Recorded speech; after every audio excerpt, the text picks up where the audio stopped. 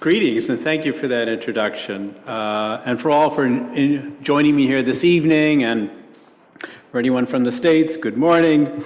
I'd especially like to thank Thomas Macho and Karin Harasser and the fantastic team here at the IFK for making one feel at home. You really know how to make a foreigner feel welcome. I very much appreciate the Gastfreundlichkeit that I felt here the moment I have arrived, and it's been a real pleasure to interact with the fellows at the Institute to hear about their research and ideas and thoughts. It's truly been a very edifying experience.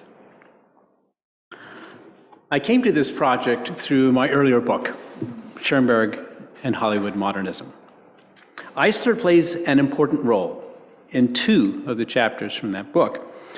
And as I researched some aspects of his life, I became fascinated with some of his achievements, especially his efforts to make music as accessible as possible. Eisler was one of Schoenberg's most prominent students and became an expert in the 12-tone method of composition, although he differed from him in almost everything else.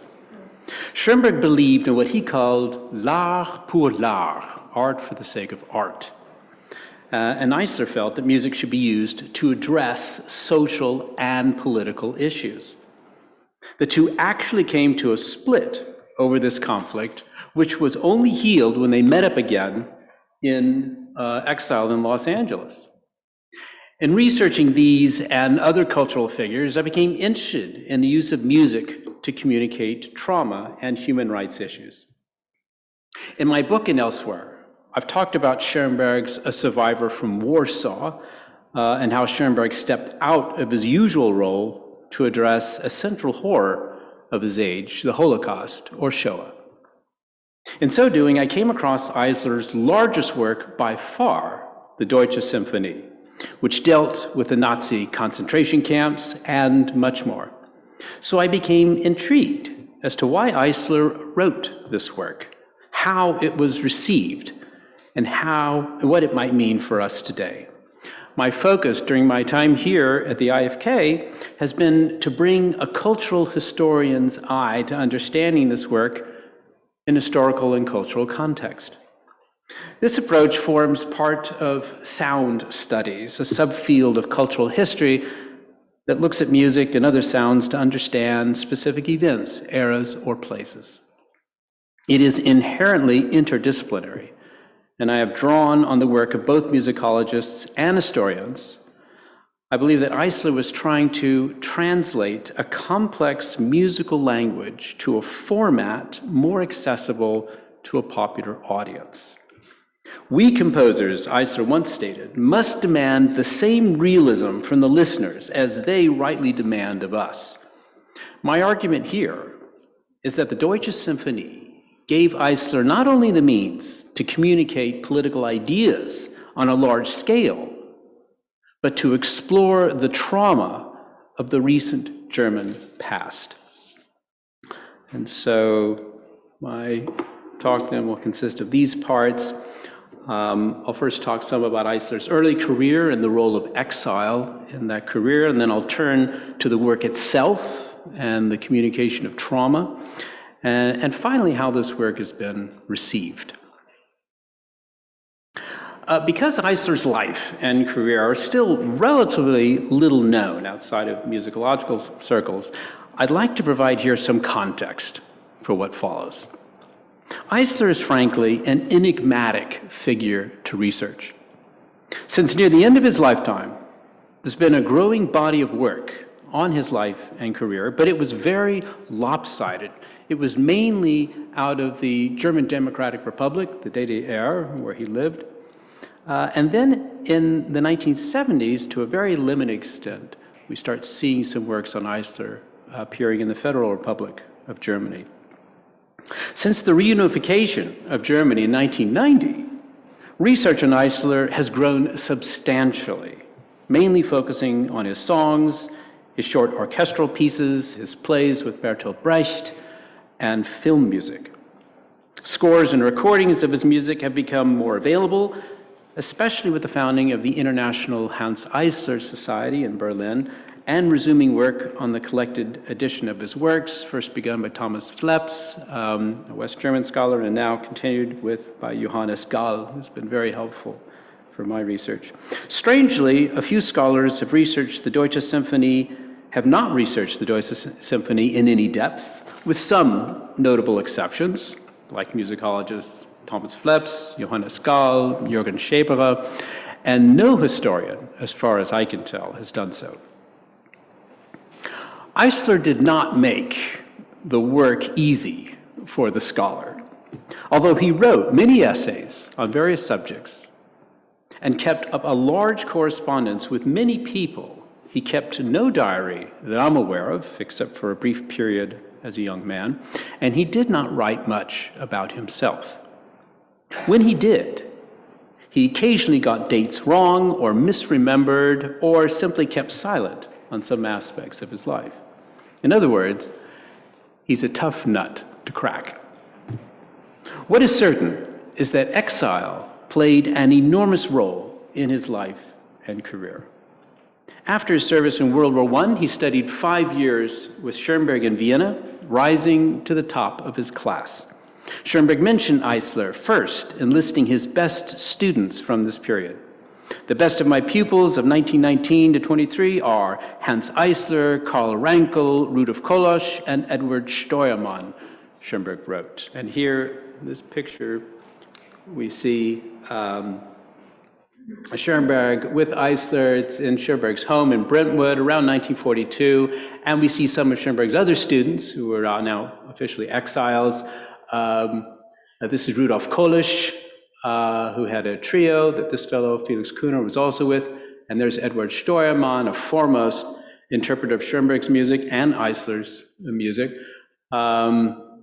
This is George Sell, who was a prominent conductor, became head of the Cleveland Philharmonic Orchestra. This is Max Horkheimer, who was one of the co-founders with Adorno of the Frankfurt School. On Schoenberg's recommendation, Eisler submitted his Sonata No. 1 and won Vienna's Kunstpreis, Art Prize for Music, in 1924. No less a figure than philosopher and musicologist Theodor Adorno, then known as Theodor Wiesengrund, wrote a very favorable review of Eisler's music, and the two later collaborated extensively in exile.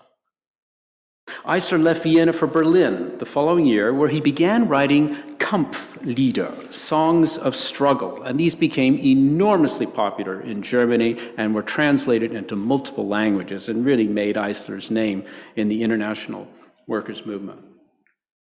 In Berlin, he soon joined up with Bertolt Brecht, and they worked on numerous projects together, songs, plays, a film.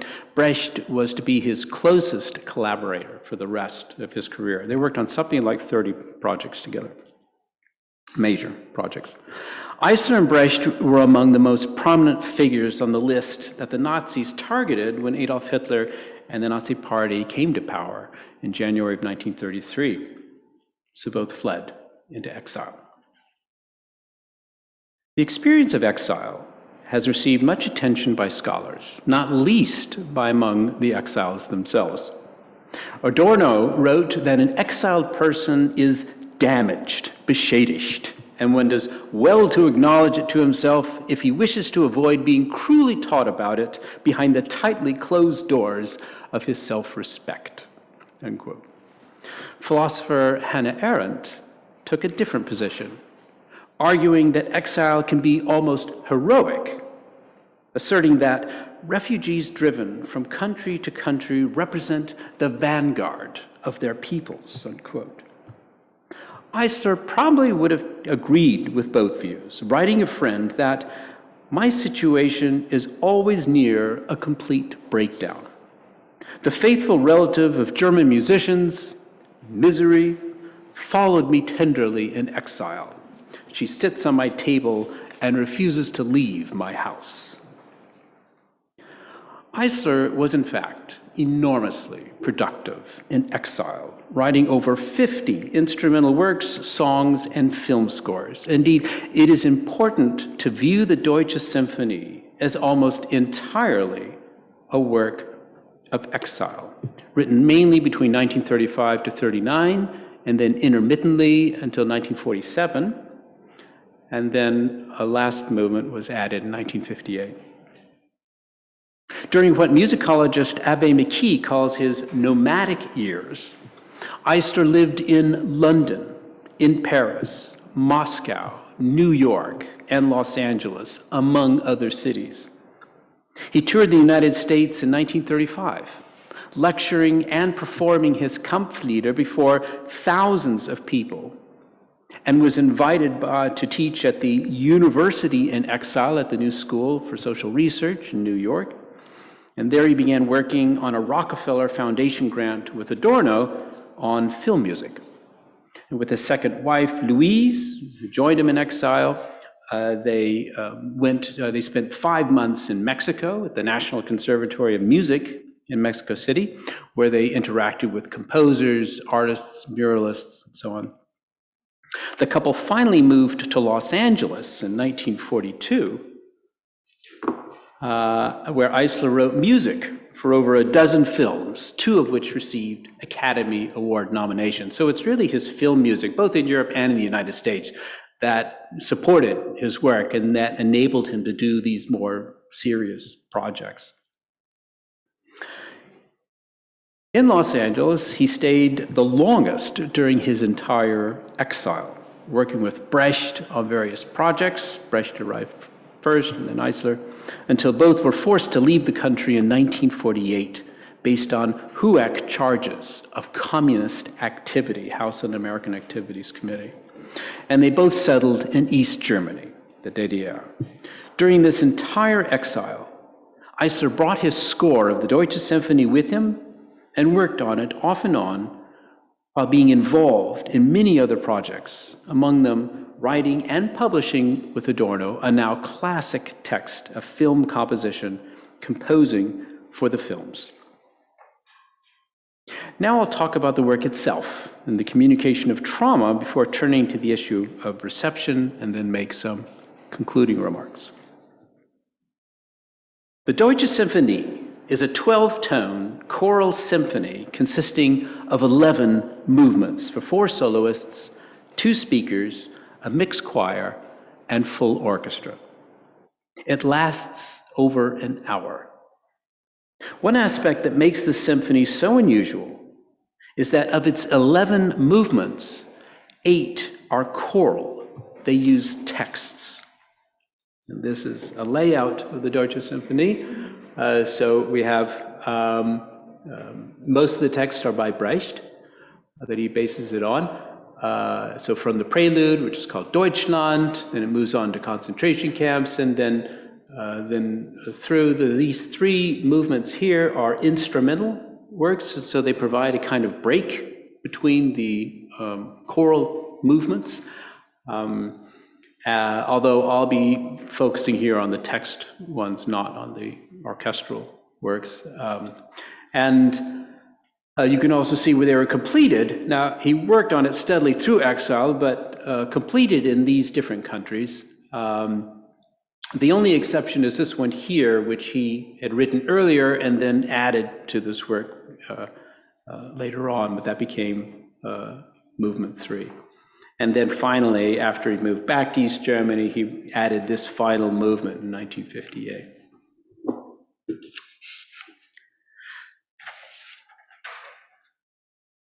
There is one thing I'll say, though, that musicologists have pointed out, and that is that these 3 orchestral works are actually a symphony themselves, because this one is fast, this one is slow, and this one is fast. So it forms a symphony within a symphony, which is part of the complexity of the work.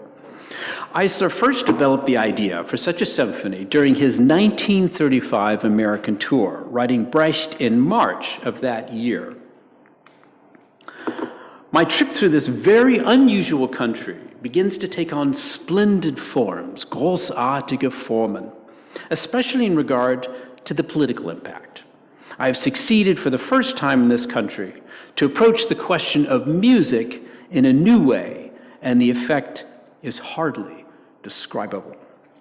And he further added in the letter, "Your songs are a huge success here," and he underlined it multiple times. He then wrote Brecht again later that year, describing his plan in more detail. "I want to write a large symphony which will have the subtitle Concentration Camp Symphony.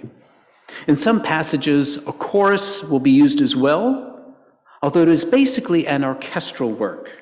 And I certainly want to use your two poems, Burial of the Agitator in a Zinc Coffin. This will become the middle section of a large-scale funeral march, and To the Fighters in the Concentration Camps." He further related to Brecht that he developed the first sketches of the idea in Detroit. "I hope," he wrote, "that something great will come out of it." And so you see how the symphony is developing over time. He sees it as largely an orchestral work with some words. Over time, it becomes a choral work with a few orchestral interludes. Here to the right are some of the sketches that he wrote. By this time, 1938, he calls it the Deutsche Sinfonie, and that becomes its final title. And what we have here are tone rows, which I'll explain a bit later. This one is the first theme of the first movement, and he uses that in various ways throughout the symphony, especially in the 10th movement. And I'd like to thank Johannes Gall for providing me with a copy of this original sketch. That Eisler applied the 12-tone method to this work is worth some commentary. 12-tone music played an essential role in musical modernism during the first half of the 20th century. In seeking to liberate music from traditionalism, it became a defining tool of the avant-garde. In brief, 12-tone music involves using all 12 notes of the chromatic scale.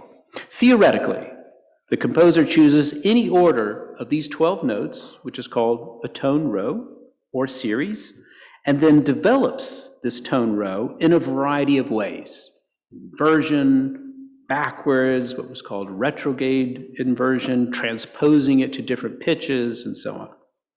Typically, the composer uses all 12 notes before the series can be used again in the composition. So other than being a way to organize music, also technically each note is equal to every other note, which is not necessarily true in tonal music. Over time, composers have greatly developed the method. Schoenberg is known for it, but he was not the inventor. That honor goes to a Viennese composer, Joseph Matthias Hauer, who created the method about a year before Schoenberg did. Eisler's contribution was to combine what one musicologist called the avant-garde and the popular front, to use the modern method of 12-tone music, but to make it accessible to a wide audience through various means, and so to use it for political purposes. In particular, Eisler tried to ease some of the natural dissonances in 12-tone music to make that music more singable, more listenable to average audiences. This point is important. In times of crisis, Eisler seemed to say, there's no point in simply communicating with other elites. You have to reach out far beyond that group to effect social and political change. Thus, Eisler had no time for writing music simply for other composers. He wanted more than anything that his music would be played, sung, and heard by the masses. That Eisler resorted to this method at all is in some ways surprising. Since his Berlin days, he'd stopped using this approach, seeing it as bourgeois and not useful for writing Kampflieder and other Marxist-Leninist-inspired songs. Yet by the early 1930s, and especially with the Deutsche Sinfonie, he returned to the 12-tone method. Why? He wrote that he did not want the Nazis to define what they called degenerate music, int art to Musik, and that he would help save and protect it for posterity and freedom. Die künstlerische Freiheit der von den Faschisten unterdrückten Avantgarde verteidigen. Yet another reason might be a point Adorno made in the use of music to communicate trauma. In exile in Los Angeles, he wrote Philosophy of New Music, extolling the innovations of Schoenberg in stark contrast to what he saw as the reactionary music of Igor Stravinsky. And in an extraordinary moment, Schoenberg and Stravinsky lived in the same town, about 8 miles from each other, and so one can go and hear their works. And Adorno was playing this in exile in the 1930s, 40s, and 50s, and Adorno was taking clear sides with Schoenberg's music. There was a rivalry between the two of them, especially between their students. Schoenberg's innovations in atonal and then 12-tone music, Adorno argued, provided the perfect means of expressing trauma. He referred to his atonal works as comprising the revolutionary element in music, and further described Schoenberg's 12-tone works as the transformation of the function of expression, unquote. Music should be able to express the trauma of human experience, Adorno wrote further, which rendered the bourgeois or traditional forms of musical communication insufficient to express that trauma.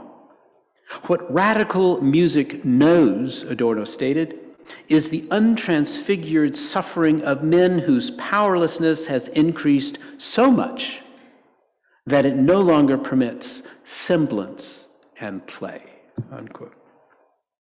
Elsewhere in their text, written together, composing for the films, Eisler and Adorno argued for the use of 12-tone music at, quote, creating extreme tension, unquote.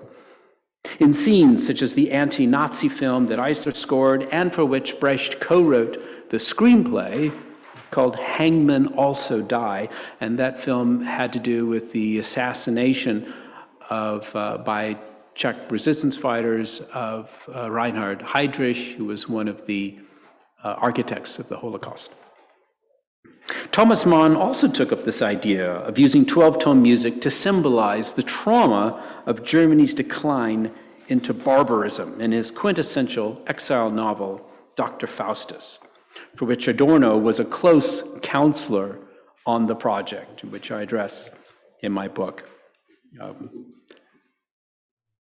Thomas Mann referred to it as a kind of montage in which he actually inserted the very words of Adorno into the text when he was talking about music. So Adorno played even more of an important role in that work than might be typical. Thus, with the Deutsche Sinfonie, Eisler was trying to translate this complex musical language to convey his message to the public. I'm not arguing that he chose the 12-tone method because it's dissonant. That would be too simplistic. Rather, Eisler used it as a means for wider expression than standard tonal music. It seems that he saw it as the best way to communicate the horrors of the Nazi concentration camps, and then to explore and communicate other deep-set problems that confronted Germany, especially class differences and the near constant use of warfare to solve political problems. It is this idea that I would like to apply here, the use of 12-tone music in the communication of trauma. Why a symphony? Eisler wanted to take a characteristically Austro-German musical form to illustrate a dialectic, the extraordinary cultural achievements of Germany on the one hand, and the barbarity that it descended into during the Nazi regime on the other. To further emphasize this dialectic, in the Deutsche Sinfonie, he uses other musical forms that appear throughout much German and Austrian music over centuries, especially in the works of Johann Sebastian Bach, the Passacaglia, the cantata, and so on. And Schoenberg, in all of his classes, really emphasized German composers, German music, and so these are things that Eisler imbibed throughout his study with Schoenberg and that he taught himself. So it was this firm understanding that this is part of the music you are part of, and so Eisler is taking this music and turning it on its head. He does so without religious fervor, without what he called sentimentalism in the depiction of trauma. As he explained, I wanted to convey grief without sentimentality and to express struggle without the use of militaristic music. The symphony draws mainly on 3 texts. Of the 8 movements with texts, 7 are by Brecht. The other movement draws on works by Italian exile writer Ignazio Silone and Austrian composer Julius Bittner. Of the texts by Brecht, Eisler took most of the poems from a book he co-wrote and co-published with Brecht in 1934. Lieder, Gedichte, Chöre, or songs, poems, choruses. And note that they put the word songs first, Lieder, and then poems, and then choruses. And that means that these are meant to be sung. They're meant to be sung individually, they're meant to be sung in groups. And at the back of that text are 32 pages of musical settings, including to one of the songs that would later appear in the symphony, the 10th movement. The book appears to have sold very well, thus getting their ideas out early on to a like-minded populace in exile. And the publishing company is Éditions de Carrefour, and that was bought up by a prominent leftist publisher in Berlin, in Germany, Willy Münzenberg, and he used this to get exile works out, leftist intellectual works out, with the base in Paris, which the Nazis at that time could not touch. People could thus sing some of these songs long before the symphony is performed, and that means that the word is central to the work. As literary scholar Albrecht Betz wrote, diction plays a particularly important role in Eisler's vocal works. To be able to hear the words clearly because the words frame the message. The 8th movement was based largely on Ignazio Silone's exile novel Bread and Wine, right here. And this appeared in German and then English translation. So scholars of Ignazio Silone tend to see the German version as the Ur text, and only later, the following year, did it come out in Italian. And this publisher too, Obrecht Verlag Zurich, was similar to Éditions de Carrefour, in that it would publish works by exile, leftist, intellectual writers and scholars and provide that outlet that the Nazis could not touch. Both Brecht and Eisler were huge fans of Silone's work. The text by Bittner appears in his 2-act opera, Der Bergsee, The Mountain Lake, and this is a very unusual work. I found a copy of it here at the Theater, Film, and Media Studies Library in Vienna. It's not easy to find. This was the sole libretto I could find in Vienna. And Eisler took just this one refrain from this work, Bauer steht auf, nimm dein Lauf.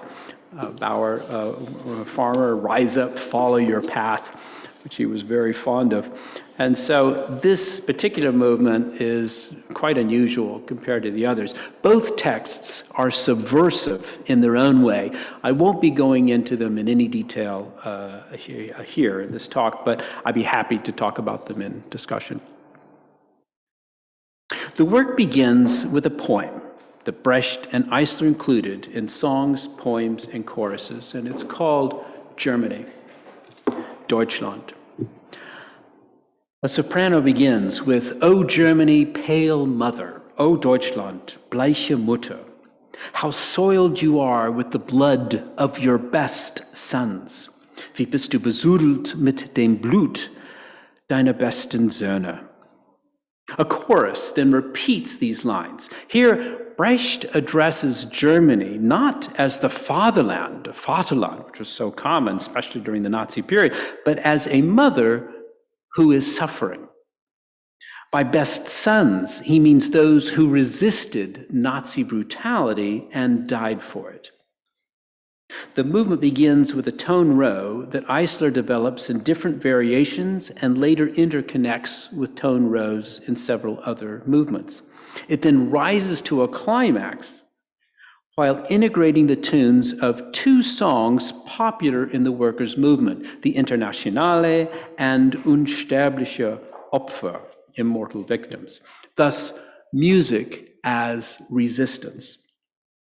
And for those at home, because the music may not be easy to hear on YouTube, I've given on Zoom, I've given the settings here for if you key in this 1987 recording by the Berlin Rundfunk, conducted by Max Pommer, then you'll find pretty quickly on YouTube a film, of the first recorded film of a performance. But Max, if we could hear that first section. It's about 2.5 minutes, near the end of this piece, this movement. Yeah, please.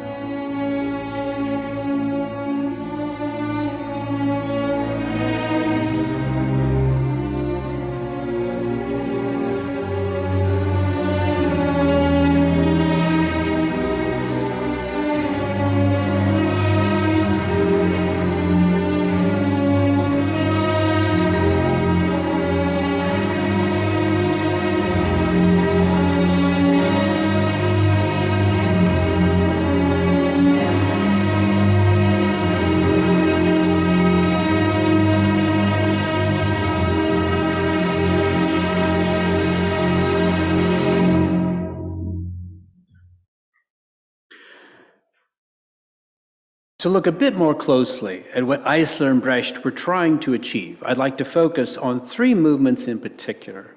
Number 2, the fighters in the concentration camps. Number 5, in Sonnenberg. And number 7, burial of the agitator in a zinc coffin. After setting the stage with the preludium, the next task was to describe the concentration camps themselves, which first appear in the second movement entitled To the Fighters in the Concentration Camps, an die Kämpfer in den Konzentrationslagern. These are sung by a soprano, and in this work, soprano part seems to get some of the best parts, certainly the most prominent parts. Hardly to be reached, you are buried in the camps, cut off from every human word and at the mercy of these abuses. The poem emphasizes the concerted effort by the Nazis to cut off the inmates completely from civil society, with the chorus then joining in, "If we hear little from you all, so we hear still. You cannot be improved. You are undeniably devoted to our cause.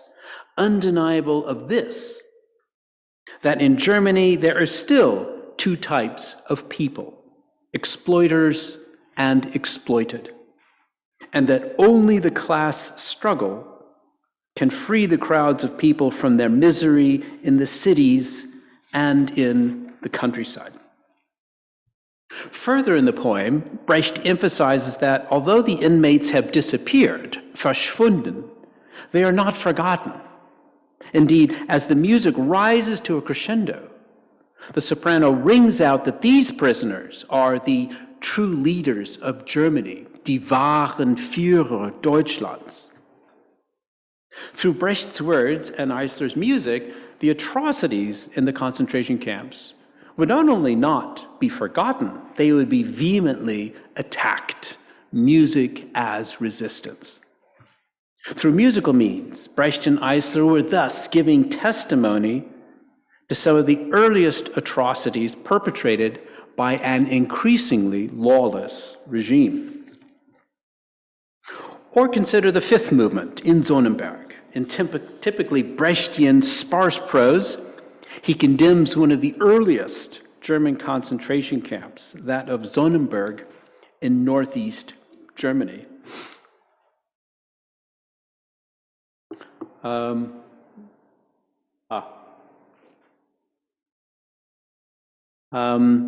And I'd like to thank my wife who helped me with the translations. I was not very happy with the translations that I saw, and there are very few of the actual text because Eisler took the words and he sometimes shaped it and shifted them to his own, to the needs of the music. And my wife, who's a native speaker, was very helpful in getting these translations. But let's go to this one in Sonnenberg. There is in Sonnenberg a German camp. Inmates and guards are both thin. Brecht then lays out the attack.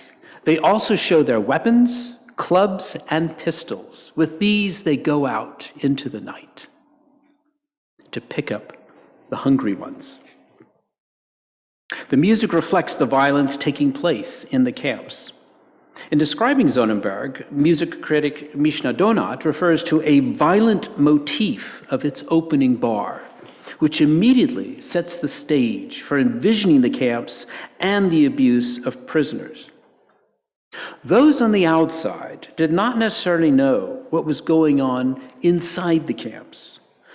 This movement and others conveyed the violence of fascist thugs and their utter violation of civil and human rights. And this is where these publishing houses like Edition de Carrefour and others were able to filter out what was going on. For those who didn't have access to these publications, they just may not know. We can further note that Sonnenberg opened scarcely 2 weeks after the opening of Dachau. As the first concentration camp is Dachau. Here's Sonnenberg, what is today Poland. At that time it was in East Prussia. I'll also mention later Königstein. Located on the Polish border in Prussia, on the site of a former prison, Sonnenberg first held 200 inmates, Jewish and non-Jewish, who were early resistors to Nazi rule. After the Enabling Act, the Ermächtigungsgesetz of 24th of March, 1933, Nazis could do almost anything they wanted. Over time, the number of prisoners at Sonnenberg rose to over 1,000, including renowned figures like lawyer Hans Litten and Nobel Peace Prize winner and pacifist Karl von Ossietzky. Hans Litten was a prosecutor who had Hitler stand in trial and had to speak and embarrassed him in trial, for which Hitler wanted to get back at him. And von Ossietzky was editor of a prominent leftist journal in Berlin at the time called Weltbühne, in which he attacked the Nazi movement.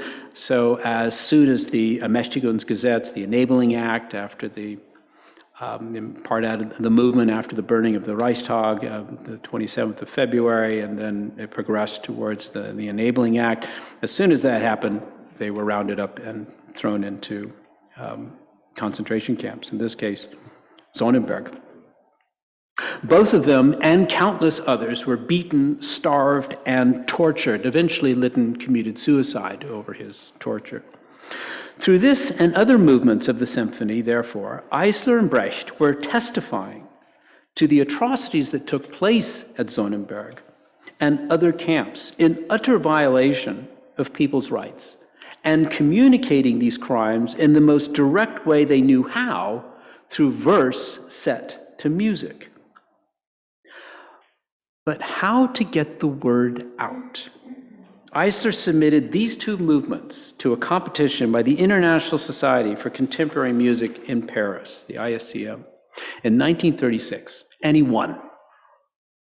At that time, he planned to call it the Anti-Hitler Symphony. Yet the Nazis heard about it and managed to convince the organizers to prevent its performance.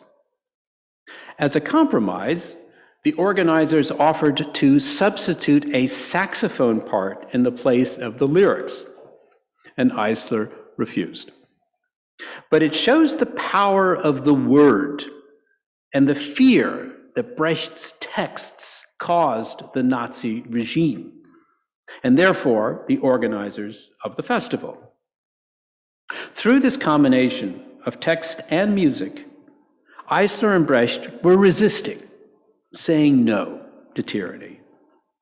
The frustration of repression, if anything, forced them to redouble their efforts. In their communication of trauma, they could not stay silent in the face of enormous pressure to prevent those voices.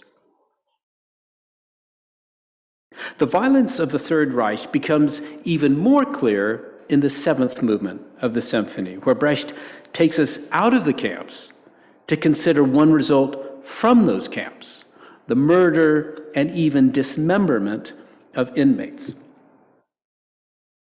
The opening, as musicologist Eric Levy points out, is both tense and sinister. In a case of Brecht's alienation technique, Verfremdungseffekt, he communicates the crime through the words of a fascist who speaks at the burial.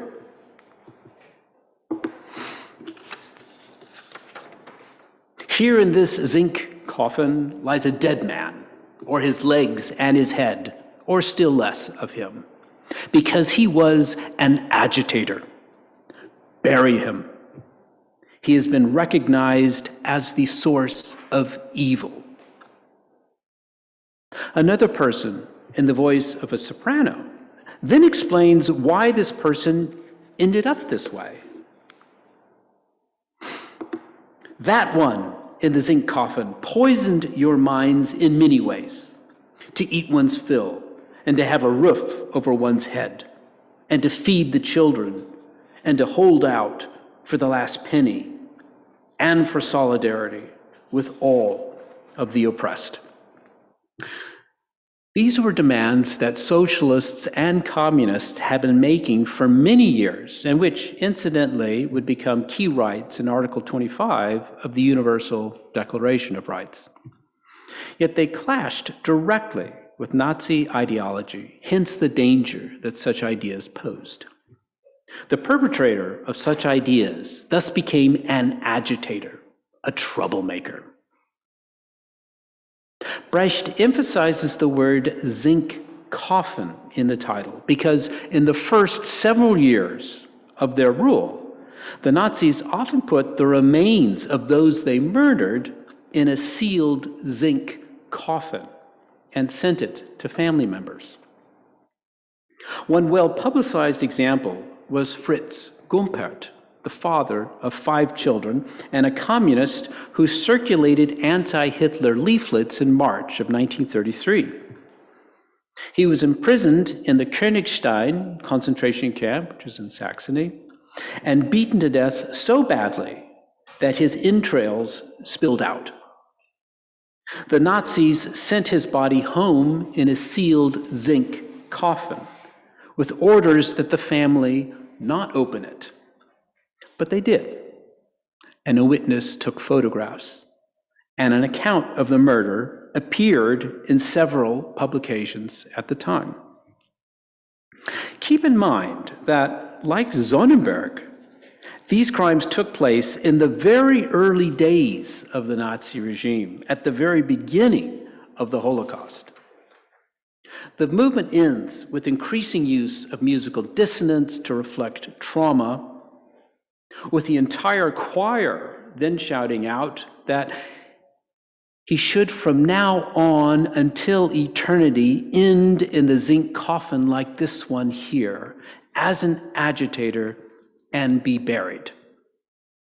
Der soll von nun an bis in die Ewigkeit in das Zink kommen wie dieser da, als ein Hetzer und verscharrt werden. And so in this excerpt, you'll really hear Eisler emphasizing that last line, if we could hear it. And for those who may not be able to hear it on Zoom so well, this is the settings on YouTube.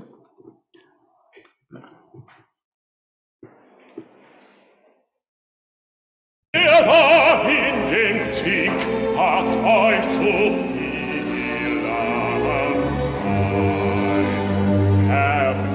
verletzt. Zum Satt essen und zum Tranken wollen und zum Denken noch füttern und auf den Pfennig bestehen und zur Solidarität mit allen Unterdrückten. Der da in dem Zink hat gesagt, dass wir mit Millionen Massen mehr Arbeit in Werbung in ein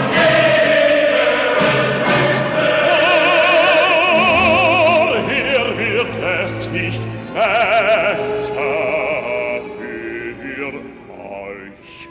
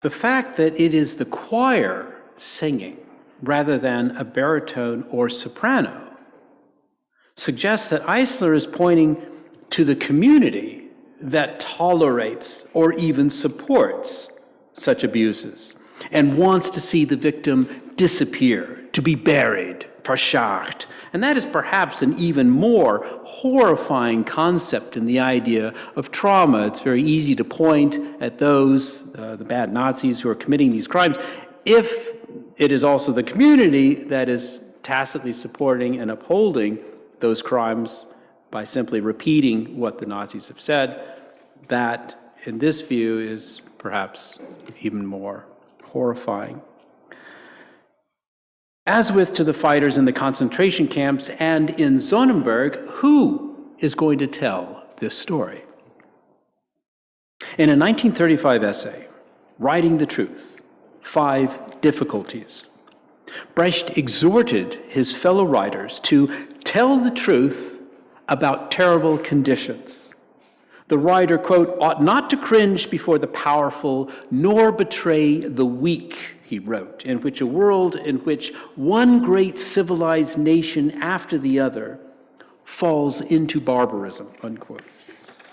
Admittedly, although a great admirer of Brecht's work, Hannah Arendt argued that this particular poem did not go far enough in communicating the brutality of the Nazi regime.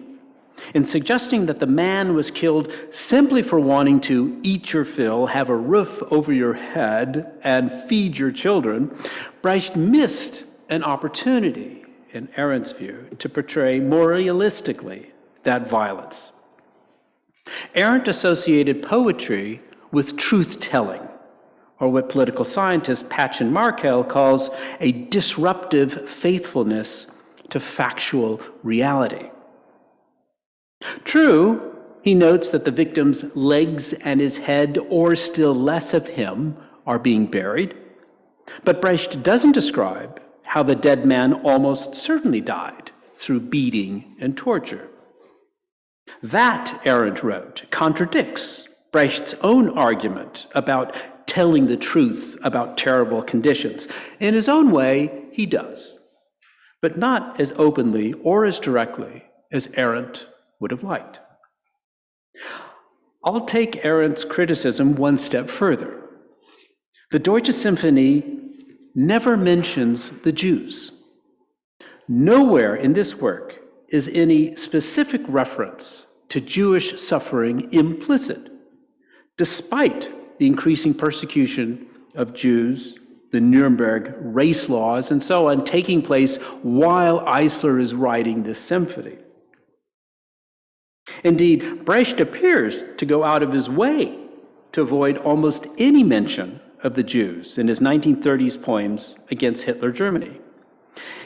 Even after the war, when the Holocaust was laid bare for all to see, Brecht's post-war book, War Primer, Kriegsfibel, published in 1955, has not one mention or picture of the slaughter of the Jews, although it does mention the massacre of Russian soldiers as well as Japanese soldiers.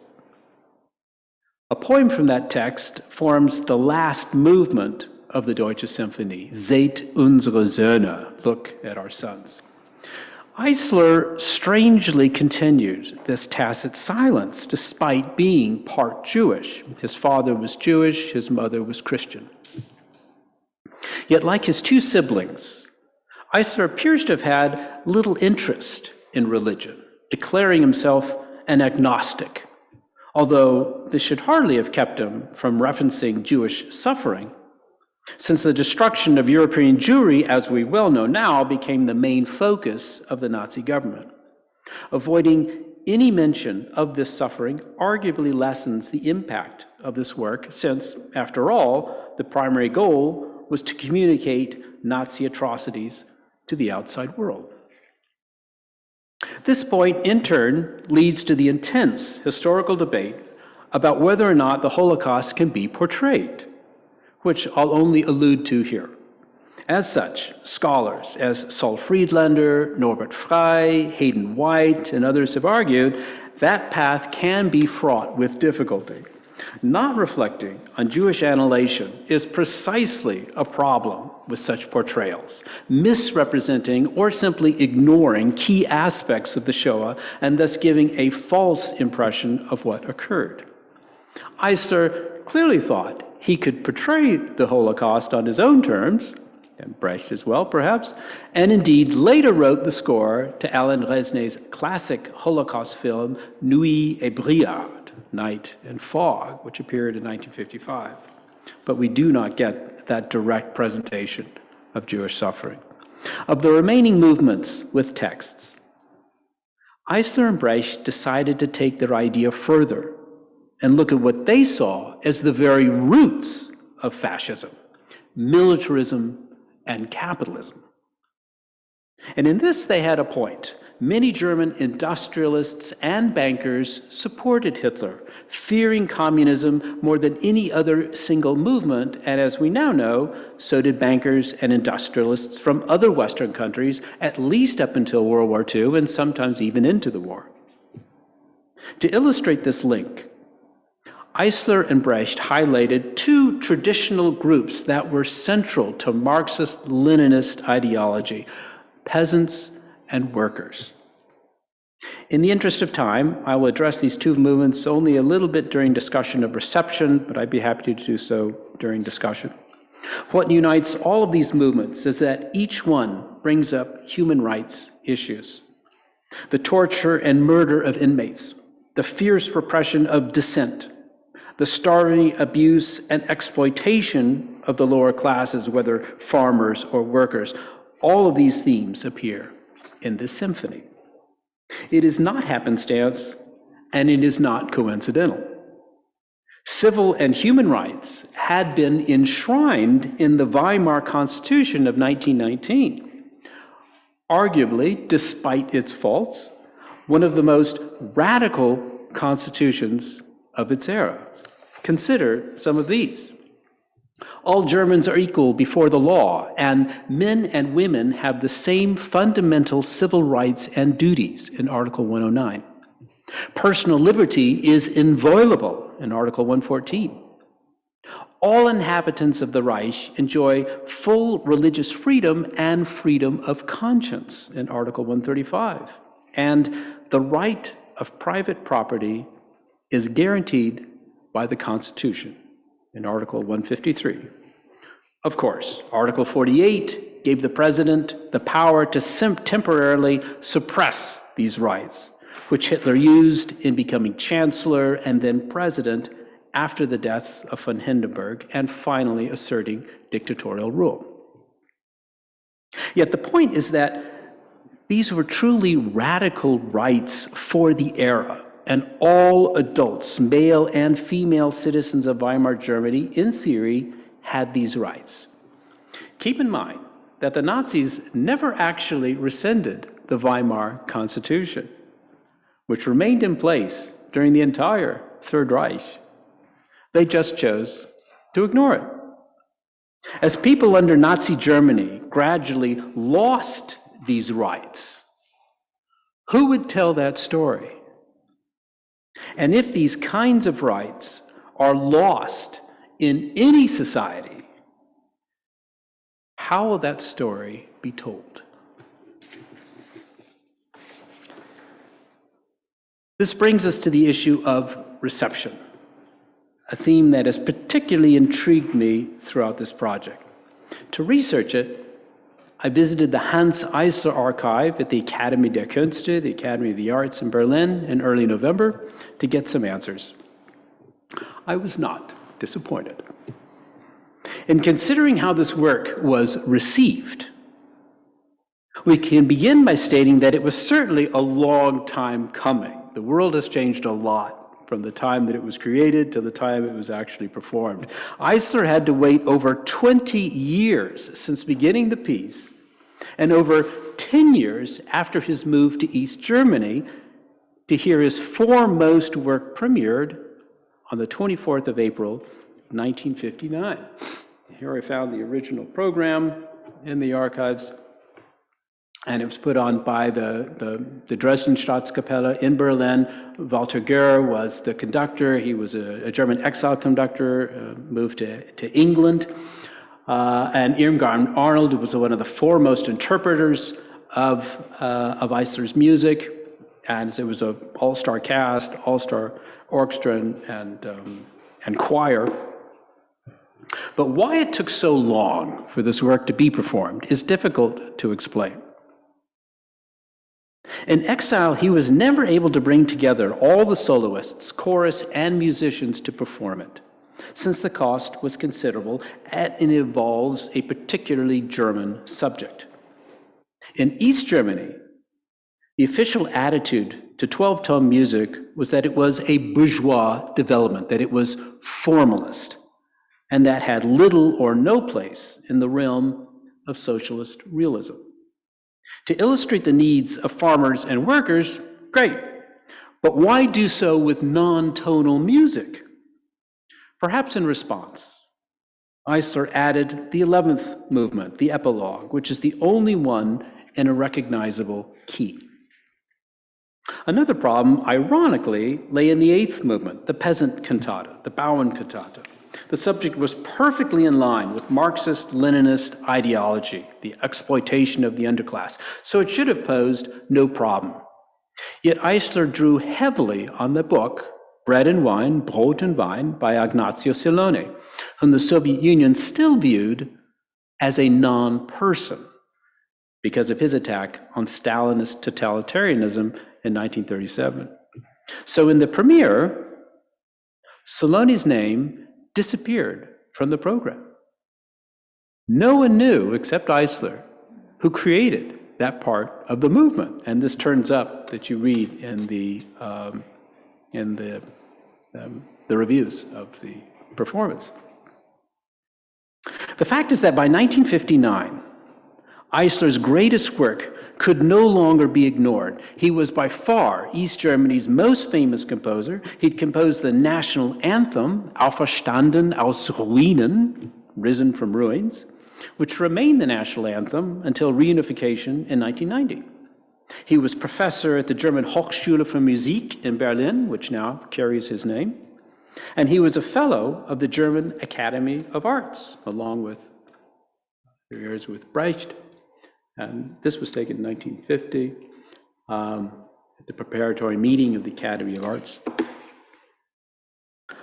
And he'd recently written and seen performed a requiem lauding Vladimir Lenin, the Lenin Requiem, for which Brecht wrote the text. Brecht was an enormous admirer of Lenin, perhaps even more than the writings of Marx, as Eisler mentioned in an interview with Hanns Eisler near the end of his life. That the Deutsche Sinfonie required 4 soloists, 2 speakers, a mixed choir, and full orchestra was also highly demanding and expensive. When East Germany and other socialist countries lessened its restrictions during the post-Stalinist thaw, it could finally be performed. The reception overall was very positive. The premiere took place in the German State Opera House in East Berlin. Tragically, Brecht did not live to see his words brought alive to music since he died 3 years earlier. It was nonetheless an auspicious moment for Eisler, who appeared to be happy with the performance. Eisler's third wife, Stephanie, allegedly stated that this was a special day for him and the premiere received his unreserved approval. Yet how did the critics respond? One critic, Heino Lüdecke from the Neue Zeit, was impressed by the master craftsmanship in the choral and soloist parts, as well as the often complicated, compact orchestral statement, which nonetheless distanced itself from abstract incomprehensibility. And this point is important, as something that Eisler himself stressed, to make 12-tone music and art music in general comprehensible to the masses, or political intelligence with musical means, as Eisler put it. The high point of the performance, thought Lüdecke, was the workers' cantata with its powerful vocal outbursts, as he put it. And there were numerous other positive reviews for this work. And yet, there were also negative reviews. Although there were multiple reviews in favor of it from papers from both East and West Germany. This is 2 years before the wall was built, so there was still quite a bit of interaction between the two Germanys on cultural front. Some critics were less impressed with the work, especially if they came from West Germany. While one critic, Heinz Joachim from Die Welt, liked the preludium and the epilogue, he found the other movements less cohesive, weniger geschlossen, often poor in substance, and all too simple in musical workmanship. There's certainly in it some of the tragedy of the uprooted, he continued, the immigrant that Eisler must cling to with extra musical associations in order to ever communicate as a musician. Joachim ended his review by sniffing that the premiere brought the composer a late recognition by like-minded people, Gleichgesinnten. There is some truth, though, to that remark. Even more caustically, another West German critic called it a political banner symphony, Spruchband symphony, in which Eisler lapses into a dissonant, distorted political banner lyric, Spruchband lyric, in which the most important factor is missing, the naive original power of the melody, and so on. Regardless of these criticisms, another important indicator of reception is how often a work is performed. This brings us to the question of how relevant this work is to contemporary audiences. There are at least 3 performances during Eisler's lifetime. One was in London in 1962, the last performance. Here he is with his third wife, Steffi, is his only son by his first marriage. Georg was also there. And he's allegedly said that it had a rousing acclaim, stürmischen Beifall, but Eisler apparently told his son it comes too late. So there have been performances during the 1960s, at least 3 during the 1970s, and yet in the 1980s, we start to see something a bit different. There's a performance in 1983 in West Berlin, the only West Berlin performance I'm aware of during this time, for a conference called the 1933 Destruction of Democracy, Transfer of Power and Resistance, Zerstörung der Demokratie, Machtübergabe und Widerstand. And the first known filming was the link that you all received in 1987 with the Rundfunk Orchestra in Berlin. Another performance took place in Vienna in 1989, only 8 months before the fall of the wall. Yet virtually all of these performances that I've recounted took place in East Germany, with the exception of London and Vienna. This situation changed markedly after reunification in 1990. It has been increasingly performed all over Germany, in Berlin, in Hamburg, Munich, Bonn, Mainz, Weimar, Cologne. In the last 16 years, there has been at least 1 performance in Paris, 1 in Amsterdam, 1 outside Zurich, and another one in Austria. And the performance of the work just took place for a sold-out concert in Hamburg last month, and I got to speak some with the conductor, which I could talk about in discussion. That means that it's performed more often in the last 20 years than in the first 30. Why the number of performances has increased quite dramatically over time needs further research. But after the Soviet Union collapsed, perhaps is it safe to tread in the waters of a work that clearly upholds communist values and promotes a strongly class-based perspective? No doubt it remains a warning to Germany and Germans of what they did in the past. But could it be a warning not only for united Germany, but for other nations to avoid further militarism and the excesses of capitalism in the future? Or perhaps it is the human rights issues in general that the work addresses that make it of continuing and seemingly growing interest among audiences. I'll put it out to the group perhaps in discussion. I conclude.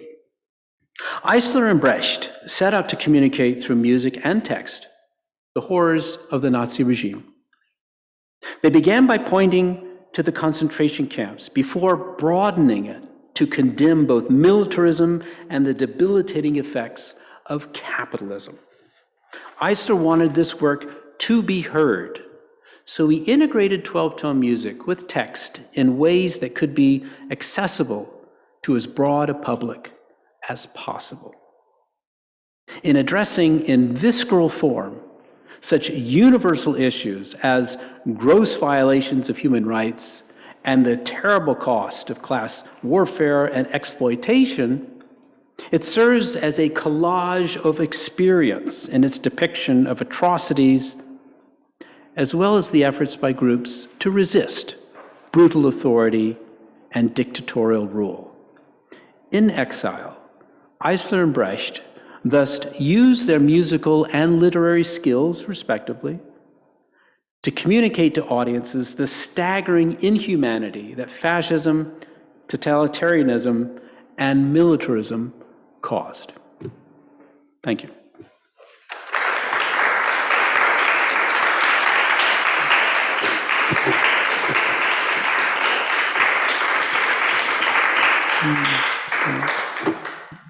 Thanks a lot for this very rich talk. We're a bit advanced in time, but I think we've still a bit of time for questions. And Max, may I ask you to close this door? It's really cold. Comes in very cold air again. So we'll do it like we always do it. You can pose questions here in this real space, but you can also ask in Zoom. For this, raise your hand or put a question mark into the chat, and then we will have time to see who is first. Do I see Käthe Wenzel? Is that right? Yes, I think I see Käthe Wenzel raising her hand. Just as an information for all those attending via Zoom, we can see you. So it's really nice if you switch. Would be really nice if you switched on your video if you have a question. So Käthe, please. Yes, you will be allowed to unmute yourself in a second. Okay, thank you. Yeah, thank you, Kenneth, for this wonderful talk. It was fascinating and very, inspiring also. And I was quite, among other things, I was quite struck by what you told about the reception of the piece. And I've been wondering, would you say that maybe this ambiguous reception had to do with the fact that when the piece was finally performed, it was already too much of both worlds, so that it, being criticized from the West for not being palatable enough and for being too openly socialist and propagandistic, and being criticized by the East for being too abstract. Would you say that was really, that maybe characterizes the quality of this piece as something that was developed before the firm division and before the Formalismusdebatte? I really don't know what the term for that is in English. I was quite struck by the fact that I had never internalized that Hanns Eisler really was part of the second Viennese school. This was the first time when I listened to this, I thought, yeah, he is, Right. Yeah, no, I think that's certainly correct. He was caught between two worlds, and the work clearly espouses Marxist-Leninist views. There's no doubt about that. And then if it were performed in the West, especially West Germany, where there's so much tension between East and West Germany that's building up until the building of the wall, and then, of course, after, it would have seemed almost like a promotion of these views. And so politically, it would have been almost impossible in West Germany to perform this work, because keep in mind, as you well know, most orchestras and choruses in West Germany, as they are throughout Europe, are supported by government, by government funds. And so to perform a work that runs directly counter to government interests, which is so patently political, by an East German composer, not by a West German composer, would pose, I think, enormous difficulties, so virtually unsurmountable. Granted, on your other point, I mean, by the time this work is performed, it's well past the time of the era that Eisler and Brecht are talking about, and so that distance with each passing year makes it more and more difficult to convince the East German authorities to put on this work. Yeah. Thank you for that question. Doris ist die nächste. Yeah, thank you very much, Kenneth, for your talk. And from this talk, I learned that the Deutsche Sinfonie is a kind of representation or an example of a musical representation of the Holocaust and a representation of the violation of human rights in general. Did Eisler consider the limits of that representation, maybe in the sense of Adorno's dictum that the writing of poetry after Auschwitz is barbaric? Or did he avoid asking the question? Maybe because he considered himself not as an author of mere representation, but as a witness, as a composer, witnessing composer, of course not as an eyewitness, but as an engaged secondary witness. Yeah. Adorno did temper that remark somewhat later, in which he allowed some more leeway than he originally expressed with that famous quote. Did Eisler see limits of representation? From the writings that I have read, no, I do not sense that he was that he thought that there were these limits. He thought that, especially through the use of the 12-tone method, he had almost full support and ability to express these views.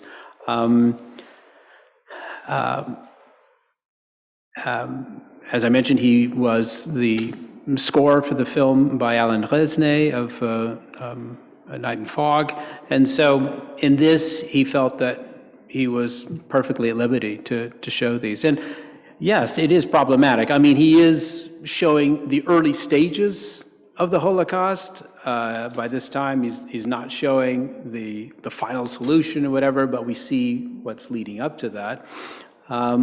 And so their interest, Brecht and Eisler, is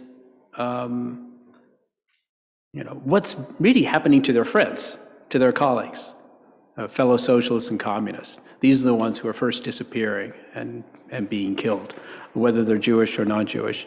And so that form of representation for them was absolutely essential. And Brecht is somewhat different, isn't he? Because his form of representation is, if anything, at least from the sparse wording that I have here, to be very suggestive with every word. And so it's, in a way, a different kind of representation that Eisler is offering. But no, to the answer to your question, I do not see those limits in what Eisler saw. Does that answer your question? It was different, yeah. Next would be Teresa, and then Elisabeth Weber.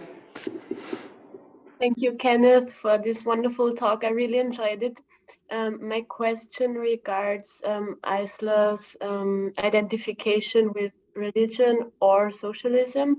We already talked about it a bit, because I think, I hope I remember well, his brother was very into communism, and maybe you could talk a bit about that, because I thought maybe Hanns Eisler connected more or identified himself with socialism so that he had to exclude the religion. I don't know if my question is understandable, but thank you. The question of religion is a very complicated one for Eisler, even though he called himself an agnostic. I think you're right. I think he and his two siblings were in a way using socialism in place of religion. Now, socialism and then communism for them became their religion. That was by no means uncommon. But their father, Rudolf Eisler, who was a philosopher here in Vienna, was a leftist and was not religious. And so they sort of imbibed part of that ideology. And Eisler's brother, Gerhard, with whom he was very close to, was truly an absolute committed communist. Of that, there is no doubt. And his work to further those ideas when he was in exile in the United States landed him in prison. Strangely, Eisler never joined, as far as we know, the Communist Party. Günther Meyer, who's one of the scholars of Eisler, wrote an entire article on this subject, which is curious, isn't it? Because if you're espousing so strongly what are clearly communist views, why not join the party? And this is where Eisler gets, I think, a bit complicated, because he never wanted to join something that would limit his ideology, limit his ideas, even though it would have perhaps benefited him in other ways. So he identified intellectually with socialist and communist ideology, but in a sense did not join the church, did not join the party. This ultimately turned against him because of both of his siblings, Gerhard and his sister, Ruth Fischer, were adamant early joiners of the Communist Party in Germany. They helped to co-found it. And Eisler sort of tagged along. And then at some point, Ruth became estranged from the Communist Party, came back to the United States, and then denounced both brothers in the HUAC hearings, which was absolutely the last straw for Eisler. And you never hear him talk about his sister again in his writings, which was a really hard break in the family. But for Eisler, he was a committed Marxist and Leninist, of that it's certain, and he says that very clearly in his interviews with Hans Bunge, his only long set of interviews near the end of his life. He's absolutely committed to these ideals, so there's no question. The only question is joining, identification in terms of formal handing in your card. And in that, unlike his brother Gerhard, Eisler could never take quite that step. Yeah. Thank you for the question. Next is Elisabeth Weber, and then there's a hand up in Zoom. I cannot quite read the name, but okay. So, but first, Elisabeth, and please speak to the UFO. Yeah, thank you very much, Kenneth. This was a fascinating talk. I have two remarks. First of all, I want to come back to your title. You said composing about concentration camps.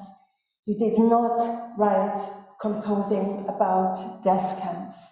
And I think that is really a very crucial difference. In a way, the fact that the Deutsche Sinfonie never mentions the Jews, it is very much in sync with its time, because the political left in Germany, or in Europe for that matter, was very, very slow to really think or face the Shoah, right? So in a way, perhaps it's a child of its time in that regard. I also want to make a remark on one of the critics, Heinz Joachim, whom you quoted, and I found it particularly striking that in his criticism, where he mentions that the Deutsche Sinfonie is marked by the fact that Eisler was an uprooted one, an immigrant, and that therefore he must cling to extra musical associations. That is almost verbatim a quote by Wagner on Judaism in music. And I found that really, really striking. Yeah. Which, of course, is an extremely anti-Semitic piece of writing. Oh, it's very interesting. I hadn't made that connection. Yeah, it's certainly true. The final solution, which takes place more in 1941, really takes off in 1942, is nowhere to be found. And he composed virtually all of it between 35 and 39. However, he did continually work on it through 1947.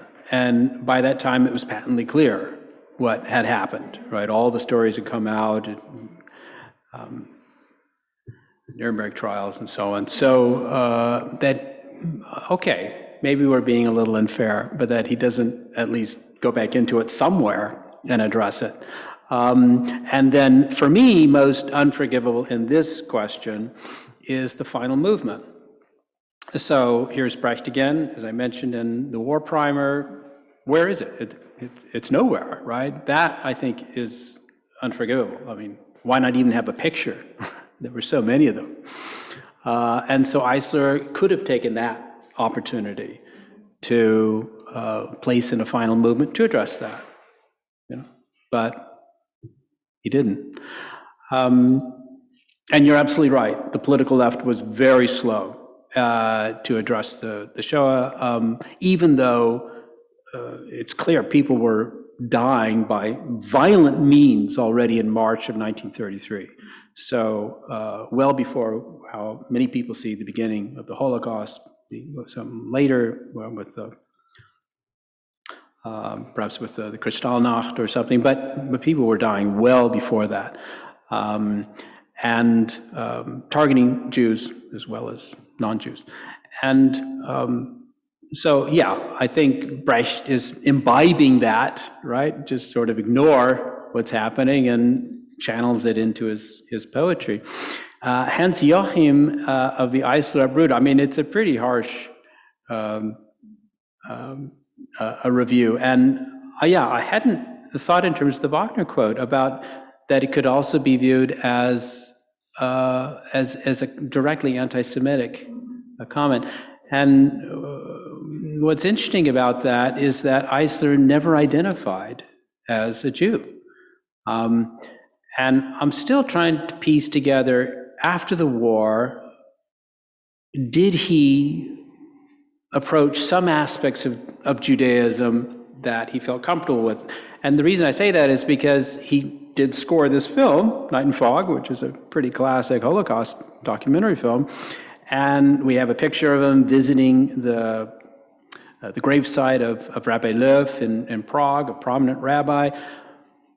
So you put these together, and it's interesting. But as far as I'm aware, he didn't write or talk about these issues, about his personal faith, if there was any. But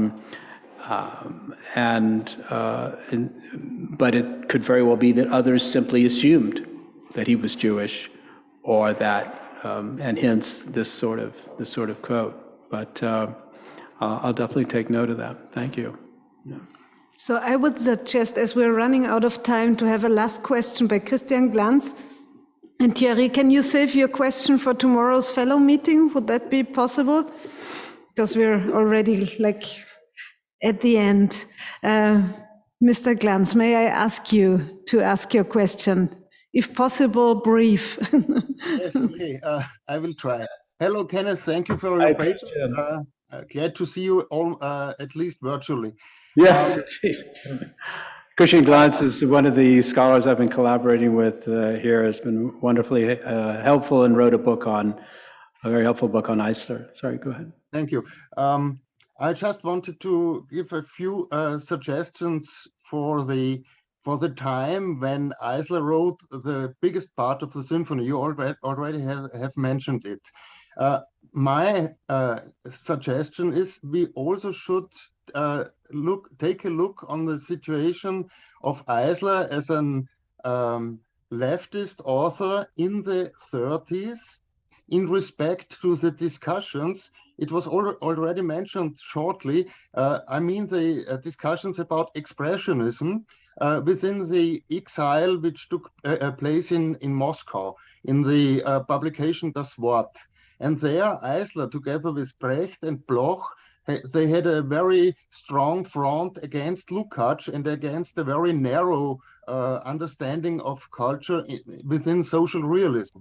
And I think the conception and the plurality of voicings within the symphony can also be seen as a kind of demonstration, as a kind of statement of Eisler in respect to this debate also, not only as an anti-fascistic monument, but also as a statement in this debate, especially by the use of the text of Silone, because Silone was a renegade. And Silone was used by Eisler not only for the German symphony, but also for the chamber cantatas. Yes, yes, indeed. Yeah, I mean, he wrote, as you well know, a series of cantatas based on Silone's works, and not just in the Deutsche Sinfonie. And yeah, no, that's a great point. This plurality of voices that he's integrating into the symphony, I think, is absolutely correct. And yet it trips him up in including Silone. What's interesting about that is that he surely knew at the time when Silone came out with that anti-Stalinist take in 1937 that by integrating a text by someone who is viewed as a renegade is a statement in itself, isn't it? Which I think you were referring to. It's a statement against Stalin. And it's hard for me to imagine for two figures who were so canny at the time, Brecht and Eisler, that they would not have seen that. It's true, it was coming out just at the time that they were writing this, okay, fair enough. But the fact is they included it and they continue to include it. The only thing that we know in which Eisler backed away from it was by not only not including Silone's name in the program, but also in his published works for the cantatas not including Silone's name. So it's clear that he still was afraid of that association by the 1950s. And I think we're the worse for it because you have figures being used who's not being credited. But thank you. I think, that dialogue that's going on in the symphony, I think you're absolutely correct. Yeah. Thank you. So, thanks a lot. Thanks a lot for the lively discussion and this really very inspiring talk of yours. We will, in the IFK, have the possibility to deepen the discussion tomorrow. Everybody else will have to read the upcoming book. And for me, I'm going to switch into German to announce the next events at IFK. But before that, probably an applause for you. I think that's... Thank you. Thank you. Ich darf Sie zu den nächsten Vorträgen im IFK bzw. im Zoom einladen. Es gibt diese Woche noch mehr zum Thema Menschenrechte, und zwar am Donnerstag, 9. Dezember, weil ja am 10. Dezember der Tag der Menschenrechte ist, wird Andres Breitling sprechen zum Thema Menschenwürde übersetzen, ein ethisch-rechtlicher Universalbegriff zwischen Sprachen und Kulturen. Sie können sich wie immer über Zoom dazuschalten. Ich darf außerdem ankündigen unseren nächsten Montagsvortrag am 13. Dezember ist Claudius Ströhle dran, Remittances als Übersetzung, wie transnationale Migration die Herkunftsorte verändert. Also wir sind ganz im Übersetzungsthema derzeit, und ich darf auch schon vorankündigen, ebenfalls noch nächste Woche findet statt eine Tagung mit dem Titel Radikale Imagination. Das ist eine Tagung, die schon heuer den 100. Geburtstag von Cornelius Castoriadis vorwegnimmt, um Kernthemen seiner politischen Philosophie zu diskutieren. Für heute aber schönen Abend an alle. Tschüss.